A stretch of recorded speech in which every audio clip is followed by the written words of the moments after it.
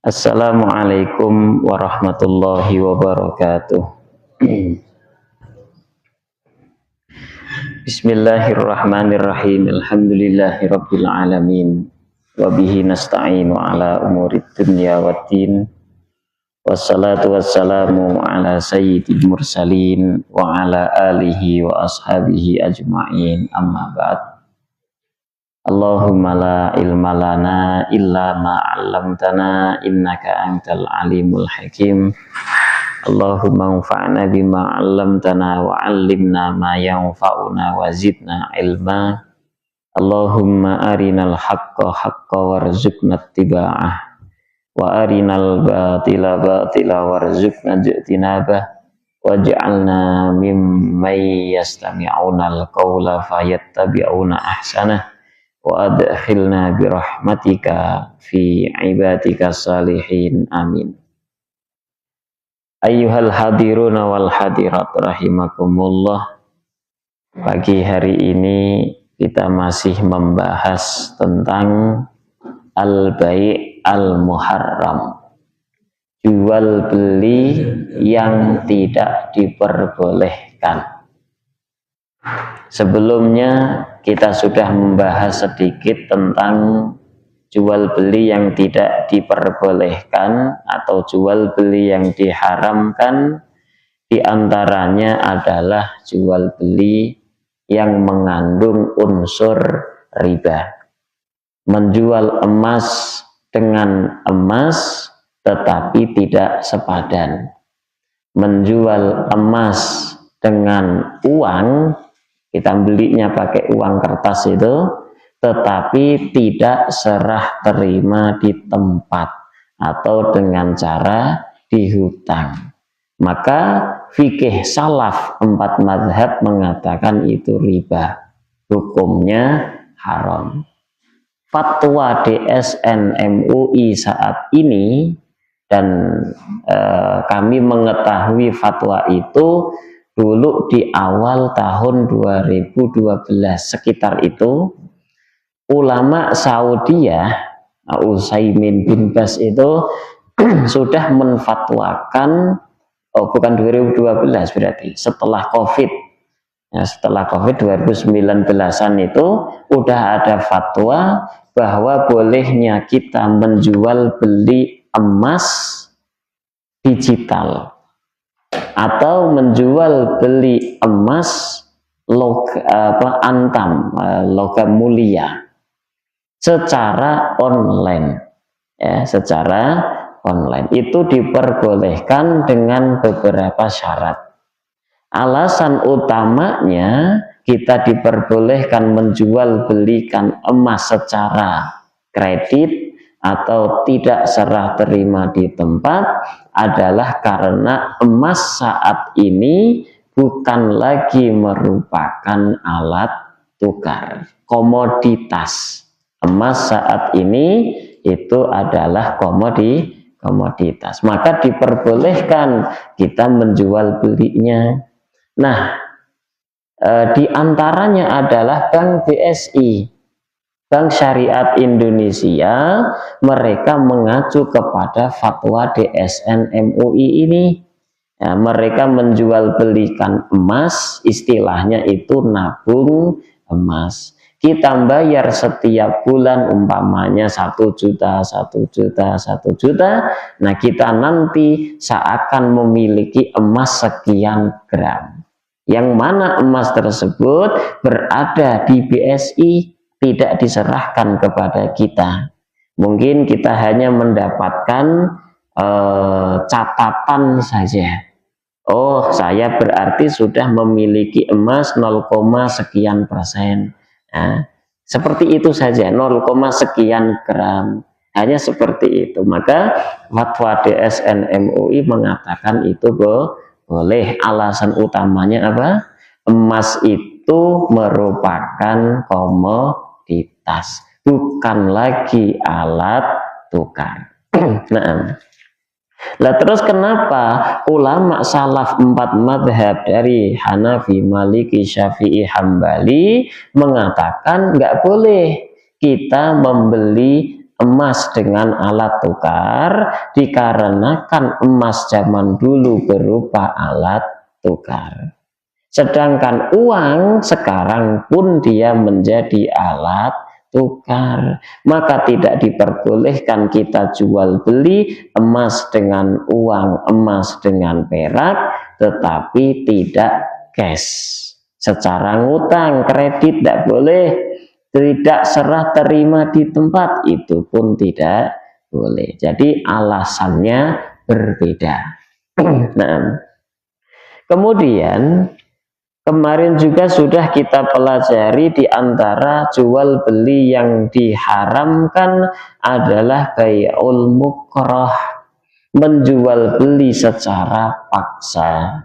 Ibu-ibu pergi ke pasar, kemudian langsung tanya barang, ini berapa? Umpama ada petai, berapa petai satu papannya?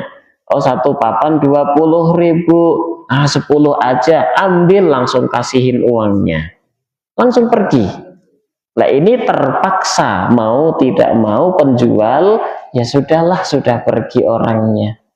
Nah, ini bai'ul mukrah, hukumnya haram, tidak diperbolehkan. Dan ini masih banyak terjadi. Masih banyak terjadi, apalagi preman-preman atau Pak Ogah itu orang-orang yang nyebrangin jalan itu, kalau beli di tempat sekitar kayak gitu, segini aja ya. Padahal nggak ridho si penjualnya, tidak rela dibeli dengan harga yang sudah ditentukan oleh mereka, maka itu hukumnya haram, tidak sah jual belinya. Nah, sekarang termasuk jual beli yang diharamkan oleh syariat adalah bai'ul hazil. Bai'ul hazil, jual belinya orang yang bercanda, hanya bercanda saja, bergurau saja, maka jual beli yang semacam ini tidak sah. Ya, contohnya, saya punya HP bagus, kemudian orang-orang pada iri, ya, istilahnya tuh iri, kepengen. Akhirnya saya dengan bercanda, nggak ada niatan dari diri saya untuk benar menjual HP saya ini, gitu. Hanya bergurau saja. Udahlah, nih saya jual ke ente 1 juta, sok dibayar. Beneran dikeluarin uang 1 juta, kasihin ke saya. Walaupun saya pegang, saya terima, tapi kan dalam hati tidak ada niatan untuk menjual. Maka jual beli yang semacam ini hukumnya tidak sah, karena hanya bergurau saja, bercanda saja. Idza dallatil qarinah ala adami iradatil bai'i haqiqatan. Jual beli yang semacam itu dihukumi tidak sah, berarti mabik atau barang yang saya jual tidak bisa menjadi milik pembeli, kemudian uang dari si pembeli nggak bisa menjadi milik saya. Ketika ada qarinah, ada petunjuk yang menunjukkan bahwa jual beli tersebut itu benar-benar bercanda, hanya bergurau saja. Ya, contoh di antara qarinahnya atau tandanya jual beli itu disebut bercanda, bergurau, ketika saya ngasih harga murah banget umpamanya, atau sambil saya ketawa. Nah, itu di antara qarinah atau petunjuk kalau jual beli tersebut itu bergurau, maka hukumnya tidak sah. Berikutnya, di antara jual beli yang dilarang oleh syariat adalah bai'ul muttar. Jual belinya orang yang terdesak. Orang saat ini banyak sekali yang terlilit hutang. Mungkin gara-gara judi online, atau gara-gara pinjam online. Keterusan, ya kan? Keterusan, dan akhirnya banyak hutangnya, tidak bisa membayar. Akhirnya dari si pemilik barang, umpama dia memiliki rumah, motor, mobil, Mau tidak mau saat itu harus bayar hutang. Kalau tidak, nanti bakal dipenjara dan sebagainya. Akhirnya tetangganya bilang, udahlah itu motor umpamanya Vario 160, saya belilah 10 juta gitu. 10 juta.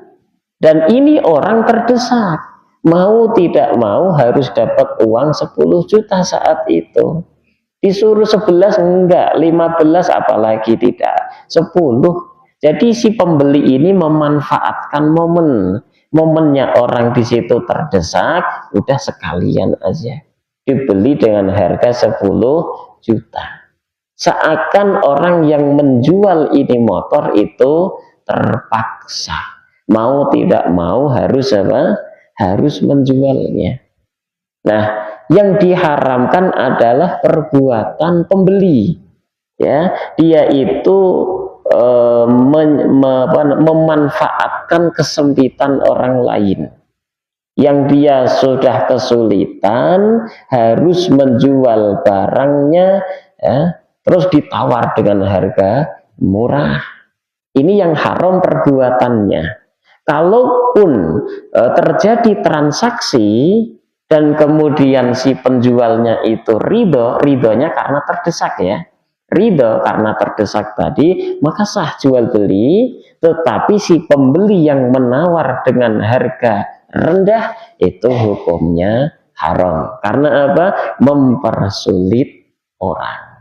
Yang seharusnya agama itu menganjurkan kalau kita melihat ada orang lain terdesak, ada orang lain kesulitan, harusnya kita bantu. Kita beli itu motor dengan harga tinggi agar bisa untuk melunasi hutang, umpamanya seperti itu.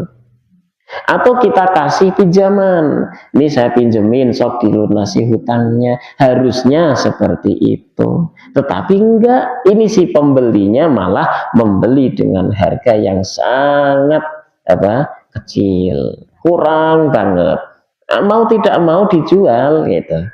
Maka jual beli atau perlakuan daripada pembeli yang semacam itu dihukumi haram.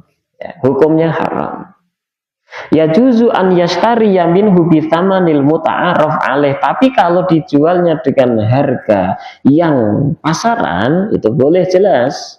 Ya, ada orang terdesak butuh duit, ya, BU istilahnya, butuh uang, kemudian dijual tanahnya dengan harga pasaran. Harga pasaran tanah di sini 1 meter 3,5 juta sampai 4 juta, udah dijual segitu sah. Ya, tidak ada hukum haram sama sekali walaupun itu orang terdesak. Tetapi ketika dijualnya dengan harga yang kurang dari pasaran sehingga habis harga tersebut, maka hukumnya menjadi haram. Yang kena haram adalah pembeli. Karena pembelinya memaksa, seakan memaksa orang itu untuk menjual dengan harga yang sangat sedikit. Nah, yang berikutnya bai'ul majnun, jual beli yang dilarang di dalam syariat adalah jual belinya orang gila. Orang gila nggak akan bisa mengetahui saya untung atau rugi. Maka jual belinya orang gila ini, orang yang tidak punya akal ini, hukumnya haram. Kenapa? Karena sangat identik dengan gharar. Nah, bisa jadi si penjual yang berakal sehat menipu orang gila itu. Orang gila bawa uang 100.000, membeli cilok harga 10.000, nggak dikasih kembalian. Sangat-sangat mungkin terjadi. Maka demi untuk menghindari adanya horor, tipu menipu dalam jual beli, tidak diperbolehkanlah jual belinya orang gila. Begitu juga anak kecil. Insya Allah nanti ada disebutkan jual belinya anak kecil. Di antaranya lagi adalah bai'u man khaffa aqluhu wa dha'ufa ra'yuhu. Jual belinya orang yang akalnya kurang. Orang yang tidak memiliki inisiatif, ya. Seakan orang ini itu tidak normal, ya. Tidak normal akalnya. Ya, ada beberapa manusia yang ketika memiliki barang, dia sudah nggak suka dengan barang tersebut, walaupun itu barang bagus, tapi dia udah nggak suka, udah bosan dan sebagainya, dijual ke teman-temannya dengan harga yang sangat sedikit. Ya, ada HP harganya 5 juta, udah bosen pengen ganti dengan HP yang lain, dijualnya dengan harga 500.000.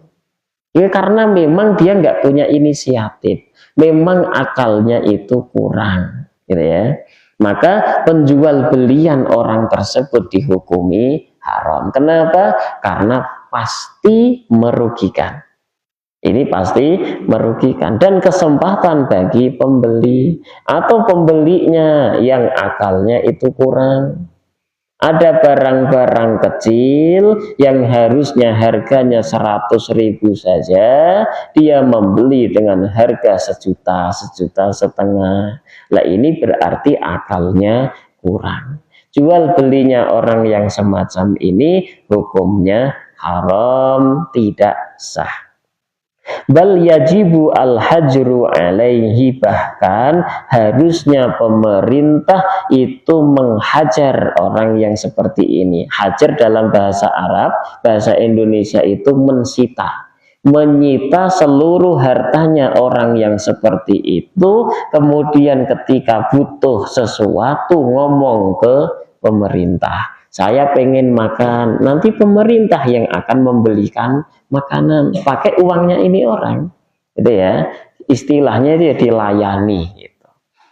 Sama seperti orang-orang yang safi. Orang safi itu orang yang membuang-buang harta. Dia tidak tahu apakah saya untung atau rugi. Maka jual belinya orang yang seperti ini tidak sah.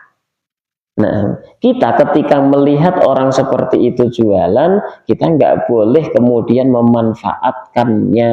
Wah, ini mumpung dia buta, umpamanya jual beli, ditulis di sini satu tisu harganya 5.000 gitu. Karena buta kita kasih 5.000, kita ambil 2. Nah, ini hukumnya haram. Kita yang kena hukum haram, tidak diperbolehkan.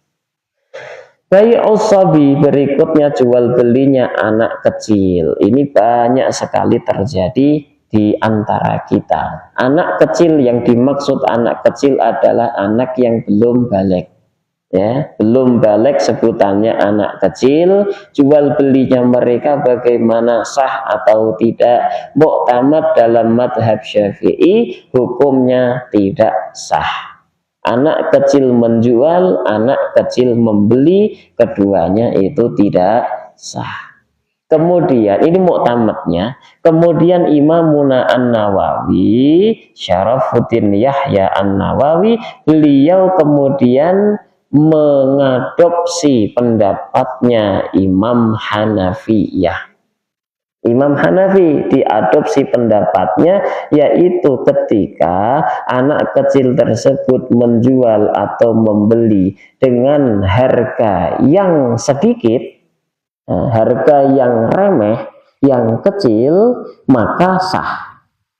Ya, dengan syarat harga yang remeh, yang kecil itu tidak ada ngoror, tidak ada kemungkinan tipu menipunya itu sedikit, ya, kecil kemungkinan tipu menipunya. Seperti kita punya anak umur 6-7 tahun minta uang untuk beli cireng atau tahu bulat, gitu. Tahu bulat berapa sih? 10.000. Kecil atau besar? Kecil. Kemungkinan itu anak tertipu berapa persen sih? Sampai 50% atau tidak? Tidak. Nah, maka kalau si anak kecil dia membeli atau menjual dan yang dibeli dijualnya itu barang-barang kecil, maka sah. Yang penting kemungkinan dia terkena tipuan itu kecil. Tetapi ketika menjual belian itu barang-barang besar seperti menjual mobil, menjual motor, menjual rumah, membeli motor, mobil, rumah, maka tidak diperbolehkan karena kemungkinan dia tertipu lebih besar. Maka ittafaqal fuqaha ala anna sabi alladzi la yumayyiz li sigharihi la yajuzu bai'uh. Ketika anak kecil tersebut itu belum tamyiz, belum bisa membedakan ini enak, ini enggak enak, belum bisa makan sendiri, belum bisa cebok sendiri, minum sendiri, maka jual belinya itu tidak sah. Itu sekitar umur 4-5 tahun, jual belinya itu jelas tidak sah. Lakin lauba syai'an awistarahu kal halwa, akan tetapi ketika menjual belinya itu seperti manisan, seperti permen, intinya barang-barang remeh, maka diperbolehkan. Dikarenakan apa? Kemungkinan dia tertipu itu sangat kecil. Wa bai'un najis wal mutanajjis. Berikutnya adalah menjual belikan barang-barang najis atau barang-barang yang terkena najis. Barang najis contohnya seperti dalam mazhab Syafi'i, khamr atau alkohol itu dihukumi najis. Khamr yang cair, ya, alkohol yang cair, benda yang memabukkan yang cair itu hukumnya najis. Fatwa DSN MUI ketika khamr tersebut kadar alkoholnya sampai 0,5% ke atas, maka itu sudah dihukumi najis. Tetapi ketika kadar alkoholnya kurang dari 0,5%, maka belum dihukumi najis. Ketika khamr tersebut itu cair, maka sedikit banyaknya haram kita konsumsi. Setetesnya haram dikonsumsi. Loh, kan nggak akan memabukkan? Iya, walaupun tidak memabukkan, tetapi kan sedikitnya itu hukumnya najis. Kita diharamkan mengkonsumsi barang-barang najis, maka khamr setetesnya dihukumi haram. Nah, karena khamr itu najis, boleh enggak kita jual belikan? Jawabannya tidak boleh. Menjual belikan barang najis hukumnya haram. Kita punya maitah, bangkai. Orang beternak ayam, ayam pedaging. Qadarullah, hujan besar, kemudian ada petir. Akhirnya karena ayam pedaging itu tidak dikasih sesuatu, kena petir, pada mati. Ya, dijuallah ayam-ayam yang mati itu, dipilihin dijual kepada pemilik balong. Di balong itu ada lele, ya, untuk ngasih makan lele. Dibeli sama pemilik balong. Udah, ayam mati saya beli, satu ayamnya 1.000 rupiah. Dijual, sah atau tidak? Hukumnya tidak sah. Karena ayam mati itu bangkai, semua bangkai hukumnya najis, kecuali bangkai ikan dan bangkai belalang. Bapak Ibu beli ikan di pasar udah pada mati bangkai, ya kan? Sah dijual belikan, sah. Karena bangkai ikan hukumnya suci. Sedangkan bangkai ayam enggak, hukumnya najis. Ya, saya dulu waktu kecil itu nyari tikus di sawah. Nyari tikus di sawah pakai kayu, digebukin atau ditangkep gitu. Tikusnya itu apain? Kita jual kemana? Ke pemilik balong, yang punya lele itu kita jual ke mereka. Lupa saya, satu tikus dihargai berapa? Enggak sampai 1.000 rupiah, enggak sampai 500 rupiah, enggak sampai. Zaman kecil saya kayak gitu. Nyari tikus, tikusnya pasti udah pada mati semua, kita gebukin. Ya, tikus itu kita jual ke pemilik balong. Nah, perbuatan yang semacam itu hukumnya haram, tidak sah. Karena bangkai tikus hukumnya najis, menjual belikan barang najis hukumnya haram. Nah, terus bagaimana solusinya kalau memang dibutuhkan ya? Sekarang ini kita butuh pupuk, dan pupuknya itu kebanyakan pupuk kandang. Ya, karena orang sekarang pilih-pilih. Ya, sekarang pupuknya pun harus pupuk kandang. Sedangkan pupuk kandang hukumnya najis. Ya, dia najis toh dari kotoran ayam, dari kotoran embek, dari kotoran sapi, kerbau gitu. Saya sering dulu menyaksikan di kampung saya banyak kerbau di sana dan kotorannya dijual belikan. Dikumpulin kotoran kerbau itu untuk apa? Untuk membuat kendi. Tahu kendi? Kendi itu apa? Tempat air untuk minum, untuk wudhu, padasan namanya, atau untuk gentong. Gentong itu kendi yang besar dipakai untuk air gitu, nyimpen air gitu. Itu pakainya kotoran itu, Bu, Pak. Tanah yang dicampur dengan kotoran kerbau. Kenapa harus kotoran kerbau? Dikarenakan kotoran kerbau itu sama seperti semen, bisa mengawetkan, meraketkan tanah satu sama lain sampai bertahun-tahun gitu.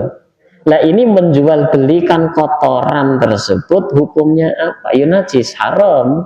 Karena najis lah, maka tidak diperbolehkan. Lah terus solusinya bagaimana? Solusinya akadnya jangan jual beli. Akadnya apa? Akadnya naklul yad. Naklul yad artinya memindahkan tangan. Ya, sama prakteknya jual beli itu sama. Saya ngasih barang, kemudian si pembeli istilahnya itu ngasih uang. Ini prakteknya bisa diakad jual beli kalau barangnya itu benda suci, ya, bermanfaat. Tapi kalau benda najis prakteknya sama, tetapi akadnya berbeda. Akadnya apa? Kalau benda-benda najis akadnya adalah naklul yad, memindahkan tangan. Bedanya di mana? Di niat saja. Di niat dan lisan. Jangan ngomong aku beli pupuk kandang. Enggak. Kita beli, kita datang ke toko bunga-bunga itu, ya, apa namanya, toko apa itu? Floris. Kita datang ke sana, bilang ke penjualnya, Pak, pengen dong pupuk kandang 1 karung. Itu aja. Kita kasih uang. Niatnya bukan membeli ya, niatnya kita naklul yad. Ada akad yang namanya naklul yad. Sama seperti Bapak Ibu membeli GoFood, ya, membeli makanan lewat GoFood. Kalau Bapak Ibu akadnya pesan, nggak sah. Akad salam pesan itu tidak sah. Karena akad salam atau pesan itu tidak diperbolehkan pada makanan. Kenapa nggak boleh? Karena akad salam disyaratkan, akad pesan disyaratkan harus pada barang-barang yang mundobit, yang satu sama lainnya itu sama. Seperti pulpen. Pulpen high-tech 0,4. Kira-kira satu dengan yang lain sama atau beda? Dengan sama-sama high-tech? Ya sama. Ya, satu sama yang lain yang sama-sama high-tech dari Kenko 0,4 itu ya sama. Peci sama-sama nomor 6 ya sama semua. Beda dengan bala-bala. Ibu beli bala-bala satu dengan yang lain kira-kira sama nggak? Sama-sama bala-bala nih. Dalam pandangan ulama berbeda. Bisa jadi bala-bala yang ini sayurnya lebih banyak, tepungnya lebih sedikit. Bisa jadi yang ini tepungnya lebih banyak, sayurnya lebih sedikit. Bisa jadi kadar garam di sini lebih banyak, ini sedikit. Ini lebih matang, ini kurang matang, sih sampai gosong. Bisa jadi. Lah perbedaan itulah yang membuat tidak boleh diakad salam. Komposisi yang tidak diketahui kadarnya itu pun membuat tidak sah akad salam, akad pesan memesan. Karena dibala-bala berapa tepungnya, berapa apa namanya, kalaupun ada taugenya berapa taugenya, kalau ada kolnya berapa kolnya, itu nggak diketahui. Ya, komposisi yang tidak diketahui pada barang-barang yang tercampur, terus barang tersebut yakni bala-bala merupakan makan yang sudah disengat api dengan cara digoreng, direbus atau dibakar. Nah, ini merubah toh, maka tidak diperbolehkan. Pesan makanan, akadnya akad pesan itu tidak sah. Nggak boleh. Loh kan prakteknya sama. Iya, prakteknya sama. Lah terus supaya sah akadnya apa? Akadnya jual beli atau wakil. Wakil, kalau akad jual beli berarti kita ngomong kepada penjual, penjual nyuruh si kurir untuk mengantarkan makanan. Atau si penjual yang nyuruh kurir sebagai pengganti atau wakilnya, dan kita nanti transaksi dengan kurir, ya, atau dengan akad wakalah tadi. Jadi wakalah itu seakan kita nyuruh kurir, ya seakan ya kita ngomong ke aplikasi apa GoFood, itu aplikasi apa tuh? Di Shopee lah umpamanya. Di Shopee kan ada ada makanan ya di sana. Kita nyuruh aplikasi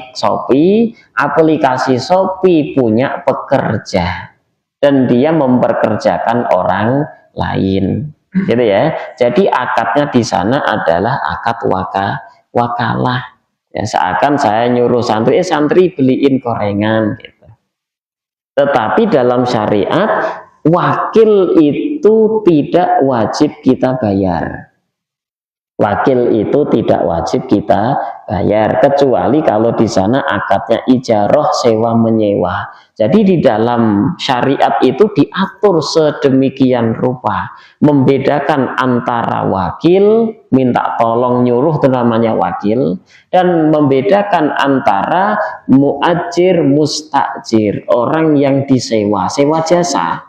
Ya, saya nyuruh santri tolong beliin gorengan 100.000 nih duitnya. Ini namanya akad wakalah. Wakalah itu berarti saya tidak wajib membayar santri tersebut. Ngasih upah tidak wajib. Oke, kalau akadnya wakalah. Tapi kalau akadnya ijarah berarti saya menyewa jasa santri. Ya, saya menyewa jasa santri agar membelikan gorengan, maka dari sini saya wajib membayar santri tersebut. Ini dua hal yang berbeda. Maka di dalam fikih itu akan dibahas satu persatu. Insya Allah nanti kita akan bahas itu. Kembali ke jual beli barang-barang najis, ya. Jual beli barang najis itu dihukumi tidak sah, bisa sah dengan praktik yang sama kalau akadnya diubah menjadi naklul yad. Loh, saya kalau naklul yad nanti si penjual nggak tahu, biarin. Yang penting kita tahu hukumnya, kita yang berniat. Niatnya saya tidak menjual, tidak membeli, melainkan naklul yad, memindahkan tangan. Nah, kalau menjual belikan barang yang mutanajis, apa bedanya barang najis dengan mutanajis? Kalau barang najis itu ain zatnya, dia itu najis. Contohnya seperti tadi pupuk kandang, ya, dia itu kotoran sapi, kotoran kerbau, kotoran embek, kotoran ayam. Maka dia itu najis. Atau pipis, ya, pipis sekarang diperjualbelikan. Pipis apa? Pipis kelinci. Diperjualbelikan karena dia menjadi pupuk kandang dia. Ya. Nah, pipis kelinci hukumnya najis, gitu ya. Dalam mazhab Syafi'i anjing dan babi itu hukumnya najis. Darah hukumnya najis. Saya sudah bertanya, kalau darah di PMI kita ngambil ke sana itu free, nggak bayar. Ya, tidak membeli maksudnya. Kita hanya disuruh untuk mengganti apa istilahnya? Biaya apa itu? Biaya pengambilan atau biaya operasional. Jadi kita nggak membeli darahnya, enggak. Kalau kita beli darah malah haram, tidak sah.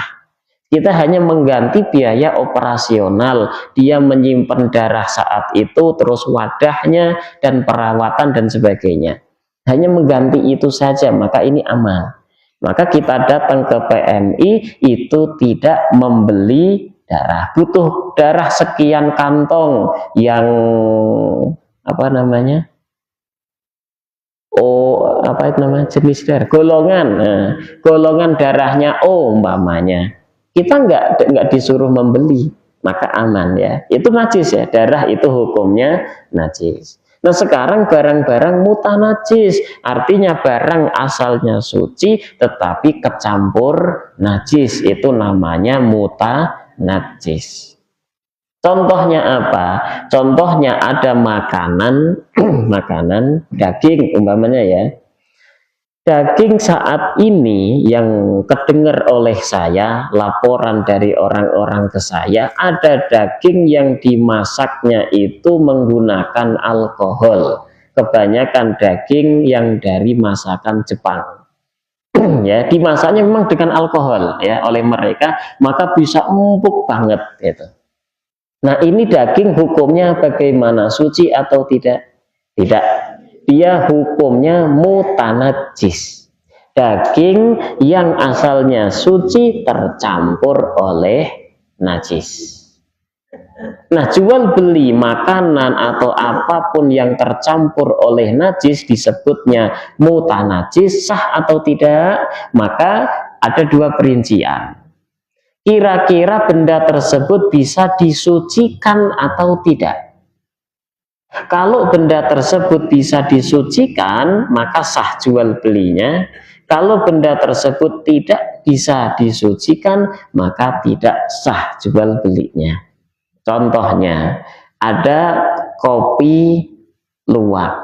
Ya, yang ceritanya kopi itu udah dimakan oleh luwak, kemudian keluar bersama dengan kotorannya. Ya, nasi kopi luwak itu setelah diteliti, saya pribadi belum pernah meneliti, hanya membaca saja, bahwa kopi tersebut ketika sudah keluar bersama kotoran luwak, kopi itu masih padat, belum empuk, belum berubah. Ya, dia masih padat, umpama toh ditanam masih bisa tumbuh. Maka si kopi itu namanya mutanajis, barang yang tercampur najis. Bisa disucikan tidak? Bisa, dengan cara dicuci. Dicuci dia akan kembali menjadi suci. Maka jual beli kopi luwak itu hukumnya sah, karena masih bisa disucikan.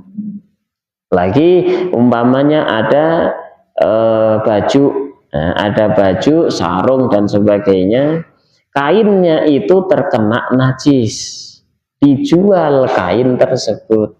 Ini berarti kain asalnya suci terkena najis, namanya mutanajis. Masih bisa disucikan, bisa dengan cara dicuci. Maka jual beli kain yang mutanajis ini hukumnya sah, ya. Sedangkan jual beli barang-barang yang mutanajis yang tidak bisa disucikan, hukumnya tidak sah. Contohnya,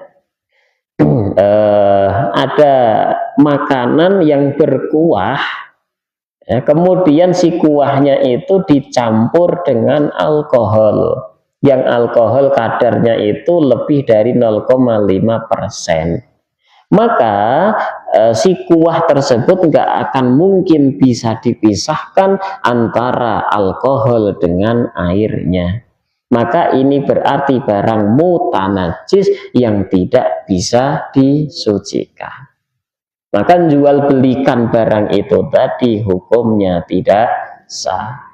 Minuman ya, minuman apa seperti extra jus itu minuman apa? Energik ya. Minuman energik yang sudah kecampur alkohol 0,5%. Hukum asal minuman energiknya halal, suci, tetapi karena kecampur alkohol lebih dari 0,5%, maka menjadi muta najis. Dia barang suci tercampur dengan najis. Terus bisa dipisahkan? Tidak. Bisa disucikan? Tidak. Maka hukum jual belinya haram, tidak sah. Nah, idza ba'al muslim syai'an, ketika ada orang muslim menjual sesuatu yang suci yang tercampur dengan benda najis yang tidak mungkin dipisahkan antara mana yang suci mana yang najis, maka hukum jual belinya tersebut itu tidak sah. Kalau bisa dipisahkan mana yang suci mana yang najis, berarti bisa disucikan, maka hukumnya sah.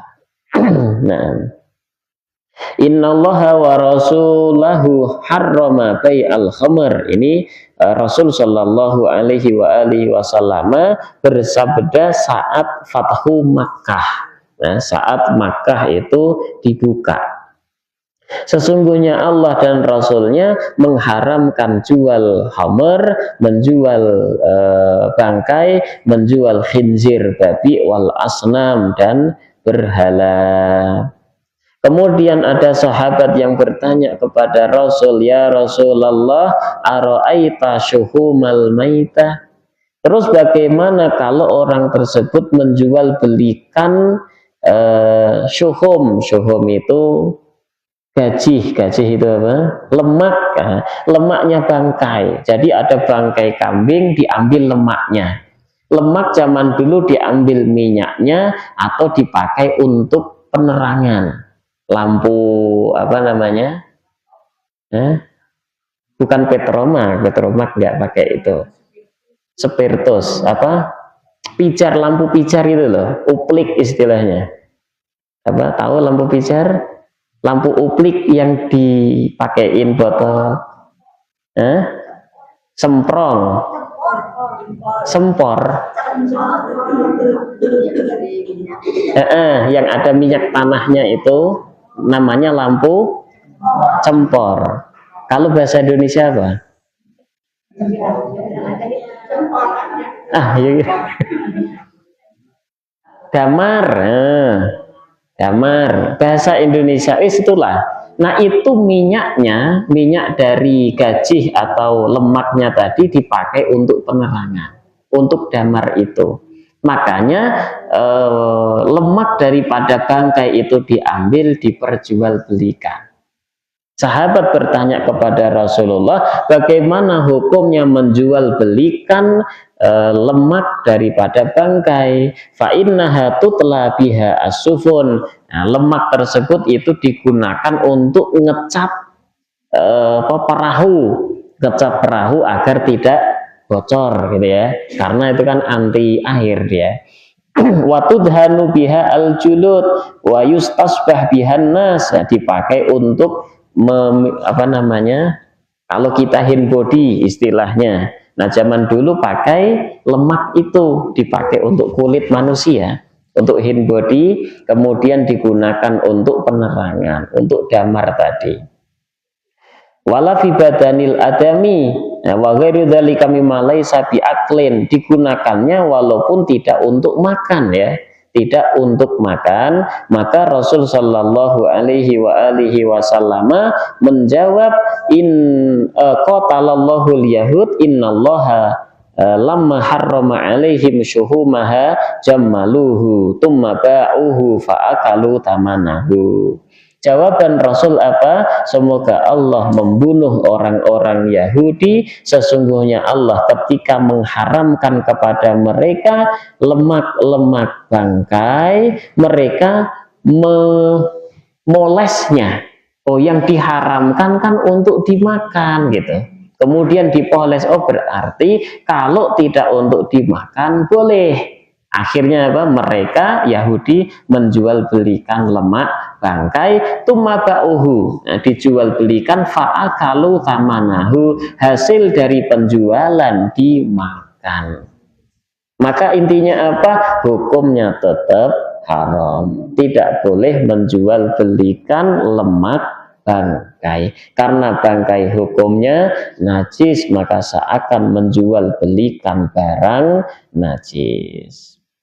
Solusinya tadi, ya, tidak diakad jual beli, melainkan akadnya adalah naklul yad, ya, memindahkan tangan.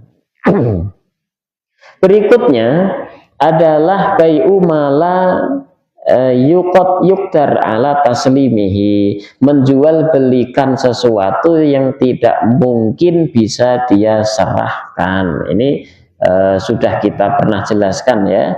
Saya menjual burung yang mana burungnya itu udah terbang, si pembeli saya suruh nangkep sendiri, itu tidak boleh ya, karena kita tidak mungkin bisa menyerahkan burung tersebut. Jual beli ikan, ya ini banyak nih bapak-bapak yang hobi mancing, jual beli ikan masih di dalam air, ya, si pemancing suruh mancing sendiri, tapi akadnya di awal, masuk ke balong, kemudian bayar 50.000, bayar 50.000, sok mancing sedapatnya, gitu. Berarti jual beli ini yang dimaksud jual beli ikannya lah ya, maka tidak sah, hukumnya haram. Kecuali ketika masuk balong, sok silakan mancing. Oh saya dapat 5 kilo, baru ditimbang, dijual belikan, ditransaksikan, itu sah. Kalau itu sah. Tapi kalau masuk balong bayar, kemudian ngambil sedapatnya, judi masuknya. Nggak boleh. Karena untung-untungan. Ada nggak orang yang dia itu pasti tahu gitu, pasti dapat sekian? Nggak bisa. Kalau ikannya sariawan nggak makan dia. Ya.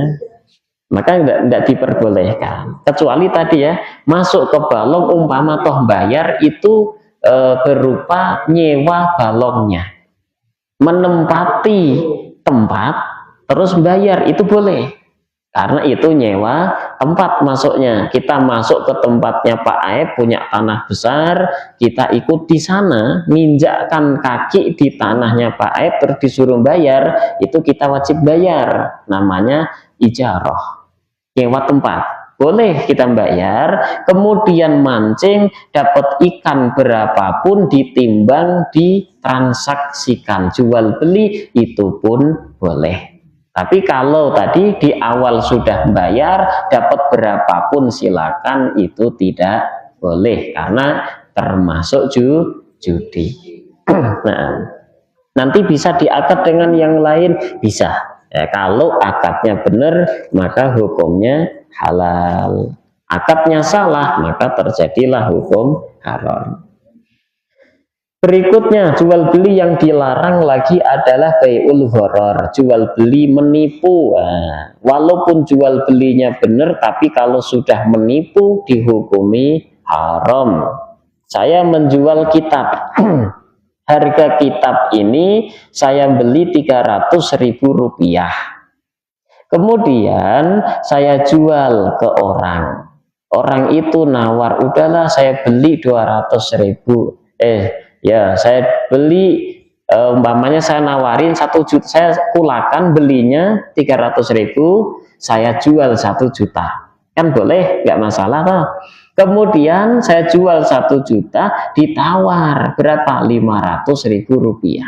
Saya ngomong, saya belinya nggak dapat segitu. Nah, bohong tidak?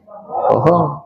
Udah belinya 300, tapi ngomong saya belinya tidak dapat segitu, tidak dapat 500. Bohong, nipu berarti, maka hukumnya haram. Semua jual beli yang ada tipu menipu di sana dihukumi haram. Tapi kalau seperti perkataan ibu-ibu apa Bu, kalau perkataannya yang biasa diomongkan dulu pernah Ibu, Kalau kita menawar terus belum boleh umpamanya, ya, belum boleh segitu, belum dapat. Maksudnya belum dapat itu apa?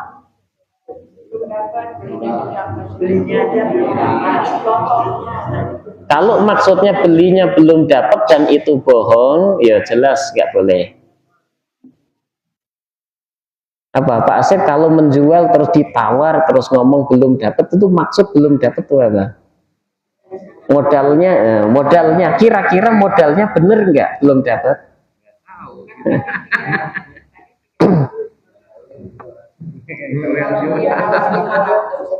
Belum dapat semuanya nih.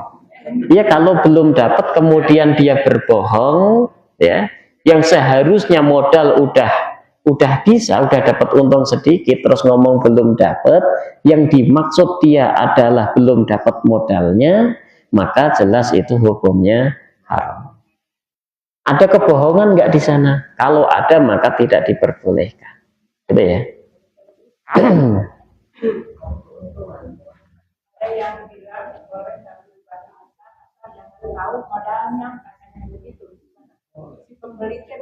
Bukan, maksudnya boleh ngambil untung besar. Udah sampai di situ aja, asalkan si pembeli ridho. Bukan jangan tahu modal, asalkan si pembeli ridho. Saya membeli ini 300, saya jual 1 juta, tapi si pembelinya mau, nggak masalah. Dengan sukarela, dengan akal sehat sadar ya, dia mau membelinya 1 juta, maka nggak masalah. Yang penting saya nggak bohong. Saya nggak ada kebohongan. Kalau saya ngomong, oh saya modalnya 900, ya jelas bohong. Maka tidak diperbolehkan. Nah, intinya itu, ada kebohongan nggak di sana? Kalau ada kebohongan, maka hukumnya haram. Nah, boleh, betul. Nah, nanti ada pengecualian Bu, ketika di satu pasar harga itu sudah ditentukan oleh pemerintah. Ya, kita itu ada namanya Menteri Perdagangan, sudah menentukan harga minyak goreng tidak boleh melebihi sekian, gitu. Terus kita menjualnya melebihi itu, nah itu haram. Ya, karena apa? Ini harga sudah ditentukan oleh pemerintah. Kalau kita antar pribadi manusia, antar individu, kita menjual boleh semau kita.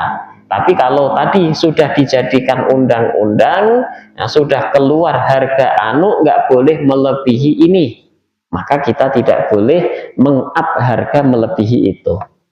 Seperti sekarang harga cabai yang menentukan siapa? Menteri Perdagangan. Harga telur, harga ayam, harga minyak itu ditentukan oleh Menteri Perdagangan. Maka kita nggak boleh ngasih harga melebihi itu. Ya, tidak diperbolehkan. Kalau harga tanah kan NJOP, kan biasanya jualnya harga pasaran. Kan kita tuh dipacetan dengan NJOP, harga dari pemerintah. Tapi pada umumnya tuh jual-jualnya pasti harga pasaran. NJOP-nya berapa? NJOP-nya jauh dari itu, karena tanah itu lokasinya lagi booming, lagi mahal-mahalnya, jadi kadang-kadang berlipat-lipat. Saya beli tanah tuh NJOP-nya itu sangat rendah sekali. Tapi karena yang jual tuh, wah itu harus dibikin dengan harga NJOP, enggak ini. Umumnya itu harga pasaran, karena di situ pasarnya segini gitu. Umpama dijual dengan harga pasaran, ketahuan oleh pemerintah, apa yang ada sanksi atau apa? Oh itu kalau kelurahan nggak ada sanksi, pokoknya aku segitu ya sudah, nggak mau ya beli, kalau nggak mau ya tidak. Ya berarti kan pemerintah tidak mewajibkan harus harga segitu. Ya ada, pertanyaannya ada NJOP, tapi kok kenapa nggak dilaksanakan jadi harga pasaran gitu, tapi dibiarkan tuh. Ya berarti kan tidak ada tuntutan harus harga NJOP kan. Nah, kalau yang di sini itu yang dihukumi haram, memang pemerintah itu menuntut harga tidak boleh lebih dari harga yang sudah ditentukan. Nah, maka itu kita wajib mengikuti. Nah, kalau tidak ada tuntutan, mungkin harga patokan atau apa, maka tidak masalah kita melebihkan. Nah, sesuai kesepakatan antara penjual dan pembeli. Asalkan tidak ada kebohongan, maka halal. Nah, kalau begini, kan dulu saya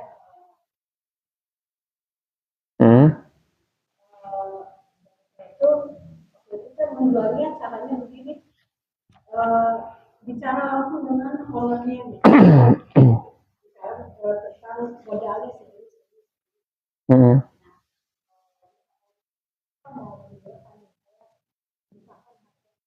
Produksinya habis sekian. Terus jadi itu kan ada kesepakatan. Jadi saya menawarkan ke perusahaan-perusahaan. Saya menjelaskan ini modalnya segini, tapi tidak bohong. Itu jujur. Ya, saya Rasul aja. Akhirnya banyak yang kesal ya. Dari perusahaan itu kesal. Dia yang lain itu merasa terjadi. Gimana itu? Tidak masalah, selama kita jujur, maka tidak apa-apa. Sudah ada kesepakatan antara penjual dan pembeli, maka tidak apa-apa. Modalnya segini. Iya, nggak masalah. Itu kejujuran kalau yang kayak gitu. Nih saya produksi habisnya 500.000, udah kasihlah saya untung berapa gitu. Nah, tidak masalah, diperbolehkan. Nah,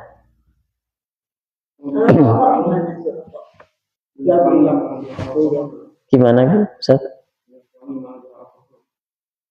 Minyak wangi yang mengandung alkohol, setelah saya tanya-tanya ke sana kemari, ternyata tidak ada minyak wangi yang mengandung alkohol. Jadi ada bahan khusus campuran untuk parfum atau minyak wangi, dan itu namanya bukan alkohol. Ya, sebutannya bukan alkohol. Terus apa itu? Apakah ada namanya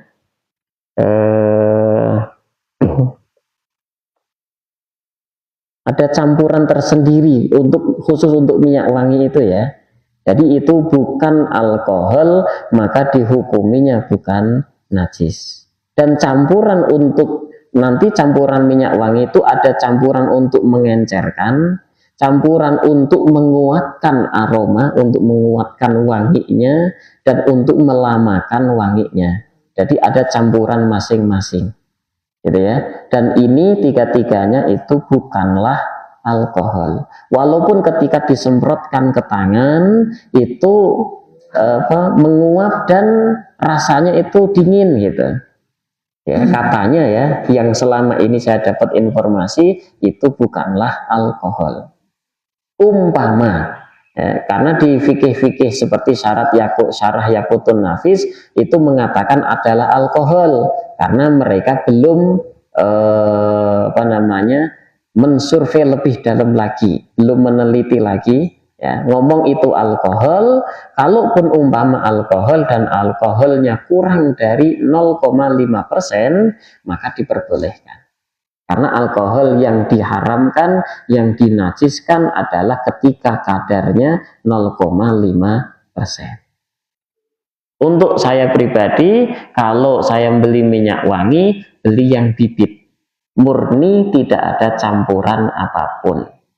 Ya, maka saya pakai itu untuk menghati-hati. Untuk fatwa minyak wangi yang spray yang sudah ada campurannya itu, fatwa saat ini diperbolehkan. Nah, kalau rokok gimana? Oke. Kalau rokok gimana? Rokok itu kan sebetulnya aslinya itu mengandung kayak nikotin itu kayak Ada tarnya, nikotinnya.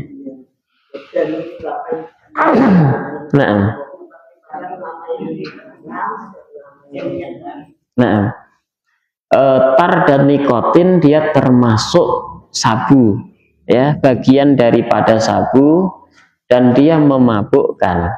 Maka apakah rokok menjadi haram gara-gara ada tar dan sabu? Benda yang haram terbagi jadi dua. Ini disebutkan di dalam kitab I'anatul Talibin, ya, Syarah Fathul Mu'in, Hasyiah dari Fathul Mu'in. Benda yang haram, yang memabukkan, itu terbagi jadi dua.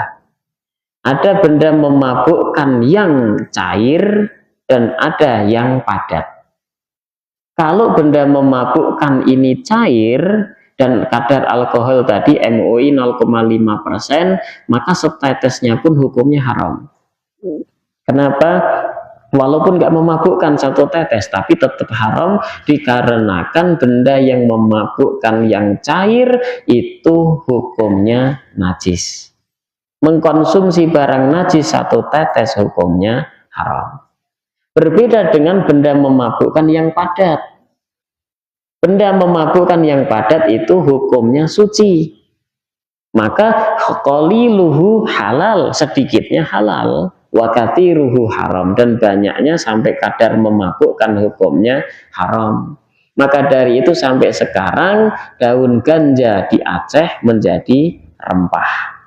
Sedikit, naam sedikit. Hukumnya halal, halal karena dia suci. Di Indonesia, di selain Aceh, itu ada pala ketika ibu nyemur, ya, bikin semur, itu ditambah apa?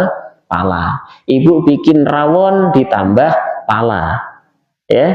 Nah, pala itu termasuk benda-benda yang memabukkan. Jauz hindi, dia memabukkan. Lah terus dipakai rempah boleh karena dia padat, suci, hukumnya sedikitnya halal. Ibu buat rawon tapi palanya 1 kilo, ya tidak mungkin. Pala paling 5 butir, ya maksimal itu sudah. Tapi kalau membuat untuk ratusan, saya pernah dulu di rumah di Demak buat untuk sekian ratus orang itu 1 kilo pala, dipletekin satu persatu. Itu kan masuknya sedikit untuk berapa ratusan orang. Boleh dari segi tadi memabukkan dan tidaknya karena dia benda suci. Bukan berarti saya membolehkan rokok, enggak. Nanti ini fikih itu harus dilihat satu persatu. Ya, rokok itu kalau dilihat dari segi madharat, jelas terjadilah madharat, terus merusakkan badan. Nah, iya. Kalau kita ngelihat ya, rokok dari sisi dia itu merusakkan badan, maka hukumnya haram. Tidak diperbolehkan. Ini kita lagi membahas tentang benda yang memabukkan yang ada di rokok. Suci atau tidak? Ya jawabannya suci. Kalau benda suci boleh dikonsumsi, boleh gitu. Tapi kalau dari segi asap kemudian merusak badan, ya hukumnya haram. Karena di rokok ada 234 dia racun yang merusak badan. Nah, iya. Maka dari situ diharamkan rokok.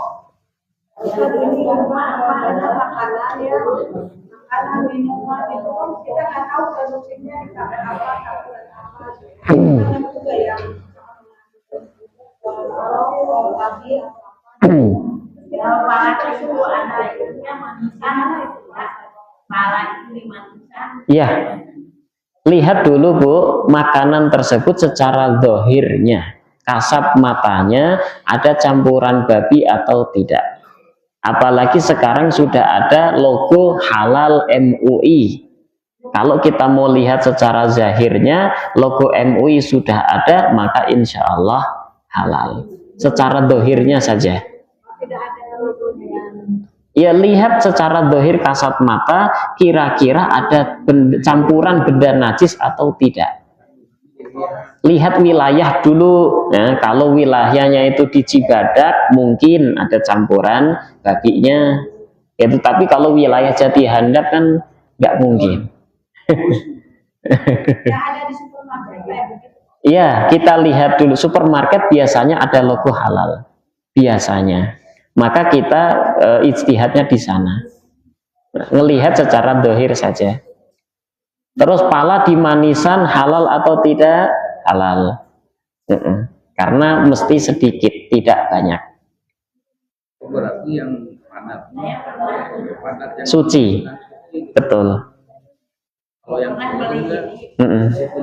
iya, karena najis.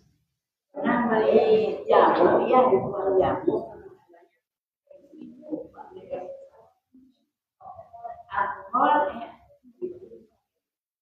Kadar alkoholnya berapa ditanya. Kalau kadar alkoholnya kurang dari 0,5% masih diperbolehkan. Nah, ibu makan duren itu ada alkoholnya. Kandungan alkohol ada. Maka kandungannya itu berapa persen itu yang dilihat. Salam. Terus beli pupuknya ayam sama kelinci, kambing. kucing kambing itu per liter 4.000. Kalau ayam sekarang 3.000. Terus yang punya kucing sama ibunya, saya sebagai yang pembeli harus bilang saya beli ini atau gimana? Atau jangan ya? Kalau ibu ngomong beli malah tidak boleh. Gimana? Udah langsung aja ditembak. Itu saya mau dong berapa liter pipis kambing, ya. Berapa liter, terus berapa karung ayam itu. Berapa itu? 100.000 atau kita ngitung sendirinya, gitu aja. Udah kita hitung sendiri. Berapa sini dong itu sekian liter, ini sekian karung. Gitu aja. Jadi akadnya jangan jual beli. Enggak. Kalau akad jual beli tidak boleh. Kalau ternak sendiri gimana? Kenapa? Ternak ayam, banyak dipakai. Oh, enggak masalah, itu punya sendiri. Jual belinya ya. Jual belinya itu loh, transaksinya pakai transaksi apa? Ya, kalau ibu nggak boleh pakai transaksi jual beli. Itu udah ada seakan saling ngasih. Dia ngasih ke saya ngasih ke dia. Itu betul, pindah tangan saja, namanya naklul ya. Jangan ngomong beli. Nggak masalah, dia itu kan menentukan yang berapa yang akan kita kasih ke dia gitu. Bukan berarti kita membeli atau dia menjual. Kalau dia nggak tahu hukum aman. Nah, kita yang tahu hukum yang harus merubah akadnya.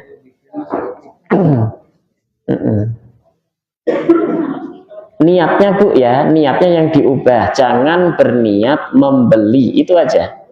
Intinya di situ. Kalau dikasih ikan tadi mancing gimana? Dikasih aman, kalau dikasih hibah aman. Nggak masalah. Iya, nggak apa-apa. dari tukang mancing gitu. Iya, kan kita dikasih hibah gini. Contoh ada maling, pencuri, dia nyuri ayam, kemudian disembelih sama dia, nyuri uang lah, nyuri uang, kan udah menjadi milik dia. Dan kita nggak tahu ya, nggak tahu dia pencuri. Kalau tahu mah nggak boleh. Kita nggak tahu kalau dia pencuri, terus dikasih ayamnya ke kita, uangnya ke kita, nggak masalah. Kalau tidak tahu, nah ketidaktahuan ya. Kalau tahu, kalau itu hasil mencuri, maka kita nggak boleh memakan. Tapi itu kan hasil mancing kita tahu.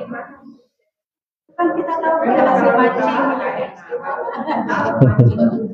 Tahu kan kita hasil mancing. Akadnya dulu aja lihat, akad mancingnya mereka seperti apa. Gitu. Biasanya mancing mah ini kilo angkat. Kilo angkat. Kilo. kilo angkat. Ya kilo angkat berarti kan Jadi udah dipancing di kilo. ya, kalau akadnya nih, akadnya dia udah mancing dapat ikan di kilo di harga halal.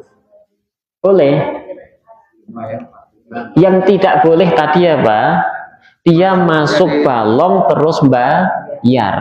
Mau ngambil berapapun, dapat berapapun ya udah terserah. Itu yang tidak boleh. Tapi kalau akadnya apalagi sama sekarang banyak bapak-bapak patungan beli ikan 10 kilo dimasukin ke kolam dipancing bareng-bareng gitu. Nah, ini boleh atau enggak? Tidak boleh ya?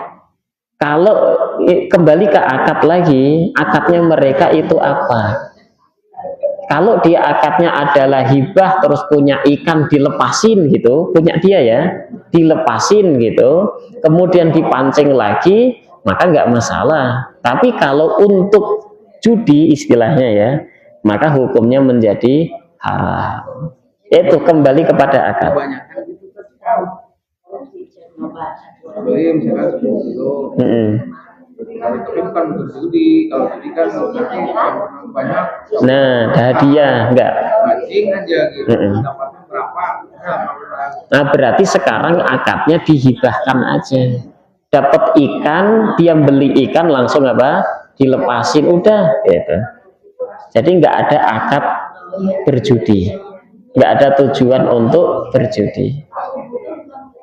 Kalau ini kan 17-an nih. Ya.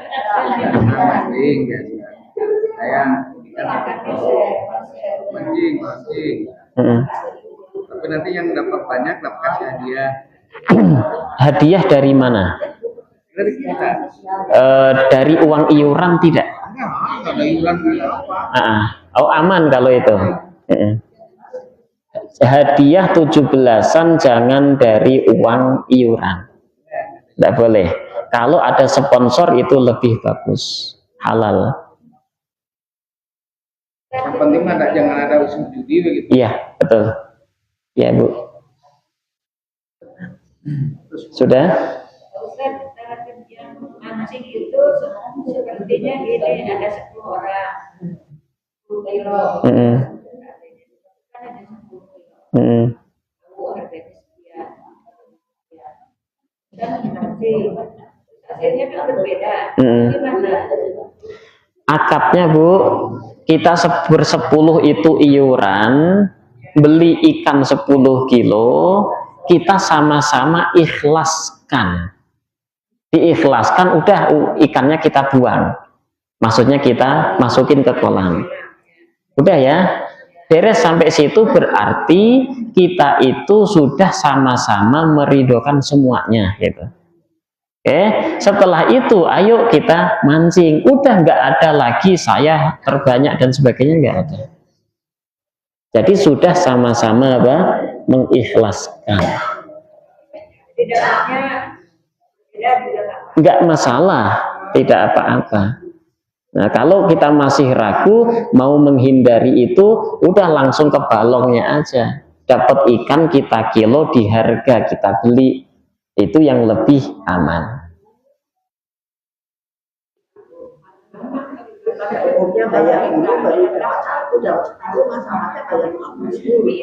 Ya itu nggak boleh.